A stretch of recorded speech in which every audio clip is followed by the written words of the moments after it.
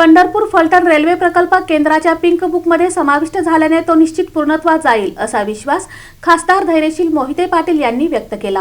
अकलूज येथे झालेल्या बैठकीत माढ्याचे खासदार धैर्यशील मोहिते पाटील यांनी पंढरपूर फलटण या 106 किलोमीटर रेल्वे प्रकल्पाचा केंद्राच्या पिंक बुकमध्ये समावेश झाल्याने हा प्रकल्प निश्चितपणे पूर्णत्वास जाईल असा विश्वास व्यक्त केला। नव्या सर्वेक्षणात बाधित होणाऱ्या जमिनींना नियमानुसार मोबदला मिळणार असून शेतकऱ्यांनी आपल्या तक्रारी व ग्रामपंचायतींचे ठराव वेळेत सादर करावेत असे आवाहन त्यांनी केले। शेतकरी असतील या सगळ्यांची बैठक आज आपण आयोजित केली होती।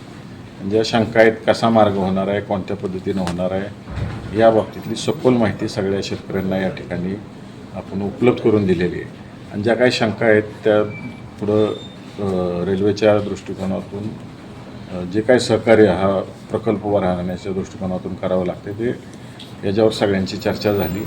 शेतकऱ्यांवरही अन्याय होणार नाही या दृष्टिकोनातून आम्ही सगळेजण प्रयत्न करतोय की ज्या काही मागण्या आहेत शेतकऱ्यांच्या त्या केंद्र शासनापर्यंत पोचवून त्यांना त्यांचं शंकेचं निरसन व शेतकऱ्यांचा फायदा कसा होईल हेच या बैठकीतून आम्ही चर्चा घडवून आणली आणि त्याचा पाठपुरावा पुढं करत आहोत। कामं चालू होतील। 80% जो रेल्वे मार्ग आहे हा त्यातला जो 80 किलोमीटर हा क्लिअर झालेला आहे। राहिलेला जो साधारण 25-30 किलोमीटर राहिलेला आहे त्याच्यावरती सुद्धा रेल्वेचं आणि राज्य शासनाचं काम चालू आहे। ते पूर्ण झाले की पुढच्या गोष्टी याच्या होतील सगळ्या। बैठकीस रेल्वे निर्माण विभागाचे उपमुख्य अभियंता मोहित सिंग, वरिष्ठ अनुभाग अभियंता मीना कुमार, फलटणचे माजी आमदार दीपक चव्हाण, पंढरपूरचे शिवसेना नेते संभाजीराजे शिंदे, काँग्रेस तालुका अध्यक्ष महेंद्र बेडके सूर्यवंशी आणि ॲडव्होकेट दीपक पवार उपस्थित होते। माजी खासदार रणजितसिंह मोहिते पाटील व विजयसिंह मोहिते पाटील यांनी या प्रकल्पासाठी केलेल्या पाठपुराव्याचाही यावेळी उल्लेख करण्यात आला। सुमारे 1700 कोटी रुपयांच्या या प्रकल्पाचे सर्वेक्षण पुढील 6 महिन्यात पूर्ण करण्याचे उद्दिष्ट रेल्वे प्रशासनाने व्यक्त केले।